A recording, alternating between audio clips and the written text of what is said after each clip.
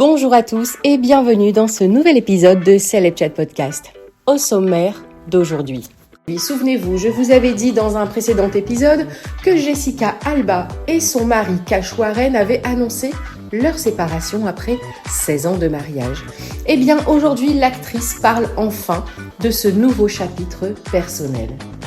Et puis, accusé de comportement déplacé dans une ancienne émission, le célèbre présentateur Arthur porte plainte contre cyberharcèlement.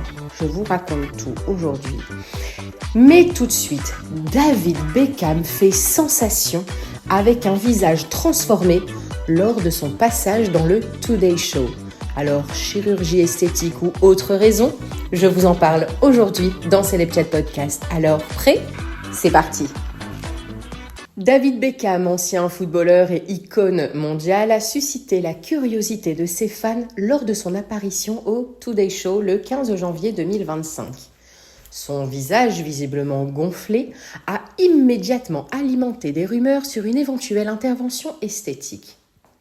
Lors de cette interview, Beckham a discuté de sujets variés, des incendies de Los Angeles à sa victoire aux Emmy Awards pour la série documentaire Netflix retraçant sa vie. Mais c'est surtout son apparence physique qui a captivé l'attention. Plusieurs médias, comme le Daily Mail ou même la chaîne espagnole La Sexta, ont émis l'hypothèse d'une opération récente. Tatiana Arros, chroniqueuse de La Sexta, a expliqué qu'un gonflement peut survenir après une intervention esthétique.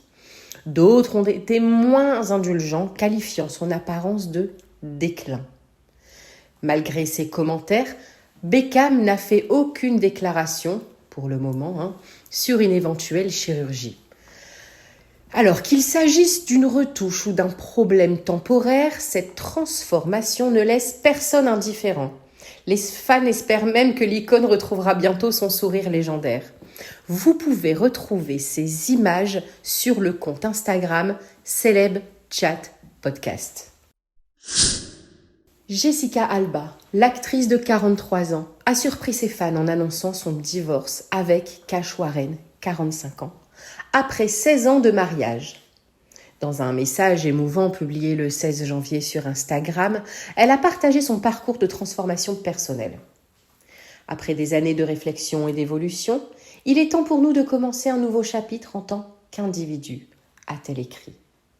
Mariée depuis 2008, Jessica et Kash ont 3 enfants. Honor qui a 16 ans, Haven qui a 13 ans et Hayes qui a 7 ans. Ils s'étaient rencontrés en 2004 sur le tournage de Les 4 Fantastiques. Malgré cette séparation, Jessica Alba a insisté sur leur respect mutuel et leur engagement envers leurs enfants. Nous avançons avec amour et respect et resterons toujours une famille, a-t-elle ajouté. Des rumeurs sur leur séparation avaient émergé après un message cryptique de l'actrice pour le Nouvel An, évoquant une année 2024 marquée par des transformations. Et puis c'est TMZ qui a ensuite rapporté que le couple était séparé et que Jessica Alba avait engagé un avocat en divorce. Pourtant, leur relation reste marquée par l'amour et le respect. À travers les hauts et les bas, nous avons toujours choisi de nous retrouver, écrivait-elle en mai 2024 pour leur 16e anniversaire de mariage. Et enfin, l'animateur Arthur fait face à une tempête médiatique depuis la publication de vidéos d'archives de son émission À prendre ou à laisser. Dans ces extraits, partagés par un média féministe luxembourgeois, il est accusé de comportements inappropriés envers des candidates. Ces images montrent notamment Arthur embrassant une participante par surprise et murmurant des remarques ambiguës à une autre. Suite à la diffusion virale de ces vidéos, Arthur a été victime d'un cyberharcèlement accru, avec des injures et, selon son avocate, il s'agit d'une campagne calomnieuse visant à nuire à son image et à sa sécurité. Une enquête pour injure publique aggravée a été ouverte.